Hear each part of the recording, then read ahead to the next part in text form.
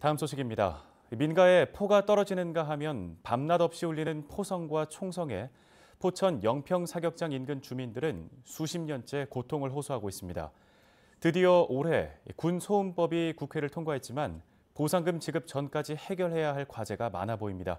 김초롱 기자가 취재했습니다. 아시아 최대 규모의 사격장인 포천 미8군 영평 사격장입니다. 여의도 면적의 4.5배 규모로 탱크와 헬기, 박격포 등 각종 군사 훈련이 진행됩니다. 연간 300일 가까이 총성과 포성이 울리는 영평 사격장. 영북면과 영중면, 창수면, 이동면 등 사격장 인근 지역 주민 11,400여 세대가 사격장 훈련으로 피해를 입고 있습니다. 주민들은 지붕을 뚫고 들어온 총알에 맞거나 집에 포탄이 떨어져 목숨을 잃을 뻔하기도 했습니다. 그게 깨지면 와르릉 창거리니까 화장실에 들어갔다가 그냥 옷도 못 튀기고 나는 그냥 놀래가 있었고 주저앉았고 우리 손자하고 이제 애들이랑 나가고 불났다고 그러면서 그러는데 뭐 염수대에 걸면 날아가고 뭐 내 빼는 거 내 빼고 그러고 있었지. 155mm 대전차포라고 그래서 어마어마한 큰 포예요. 이게 그 집에 떨어져서 그 지붕을 뚫고 다 구멍을 나고 그게 또 튀어서 그 민가 옆으로 또 떨어졌어. 떨어졌다 그게 또 튀어가지고 그 옆에. 재산 피해도 큽니다. 소음 진동으로 집 외벽에 금이 가는가 하면 키우던 가축이 유산하기도 수차례라고 주민들은 말합니다. 사격장에서 300m도 떨어지지 않은 한 농가는 40년 동안 20마리가 넘는 소가 유산했습니다. 몰라 수도 없어 옛날에는. 뭐 새끼 유산되고 뭐. 밤낮 없이 울리는 포성과 총성도 괴로움을 더합니다.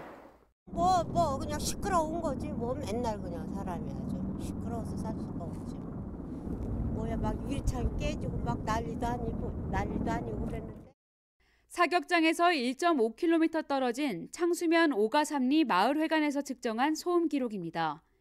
주간 공장의 생활소음 규제 기준치는 65데시벨 이하인데 이를 초과한 횟수가 7일간 1,700회가 넘습니다.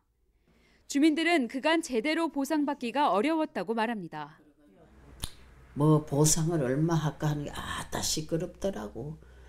무식한 사람이 내가 뭘 하겠어. 뭐 주는 대로 받고 끝났지. 정부의 보상과 대책을 요구하는 집회와 1인 시위는 1,600일 넘게 계속되고 있습니다. 그러던 중 지난 10월 군소음 방지 및 피해 보상법이 국회를 통과했습니다. 피해자가 개별적으로 민사소송을 하지 않아도 보상이 가능한 겁니다. 1954년 사격장이 들어선 후 65년 만입니다. 앞으로 보상금 지급을 위한 세부 사항이 어떻게 결정될지가 관건입니다. 먼저 소음 측정 기준입니다. 군인들 사격에 의한 소음은 기준치가 없어요, 법에. 그러다 보니까 뭐 빵 총소리 나면 이거를 한 달치를 1년치를 평균치를 내자고 그러는데 평균치 내면 그 뭐 주연평. 왜냐면 사격은 순간적인 폭발이란 말이에요. 포탄이 떨어진 순간이 아닌 평균 소음을 기준으로 할 경우 피해 정도가 저평가될 수 있다는 지적이 나옵니다. 다음으로 보상금이 누구 주머니에서 나오는가입니다. 포천시의 재정 자립도는 26%. 대부분의 접경 지역은 적은 인구와 각종 군사 규제로 재정 자립도가 낮은 편입니다. 국가 안보 책임이 있는 정부에서 보상금을 부담하지 않는다면 지자체 차원에선 해결하기 쉽지 않은 겁니다. 마지막으로 소음 경감 대책과 외벽 균열 등 소음 진동으로 인한 피해 등이 포함돼야 한다는 지적입니다. 포천시는 16개의 기초지자체 단체장으로 구성된 군소음법 제정을 위한 지방자치단체협의회를 통해 군소음법 시행령 등에 담길 구체적인 보상안을 마련할 계획입니다. 법안이 국회 문턱을 넘었지만 구체적인 보상안 결정과 피해 조사에는 시간이 필요해 현실적으로 보상은 2021년 이후에나 가능할 것으로 보입니다. 헬로티비 뉴스 김초롱입니다.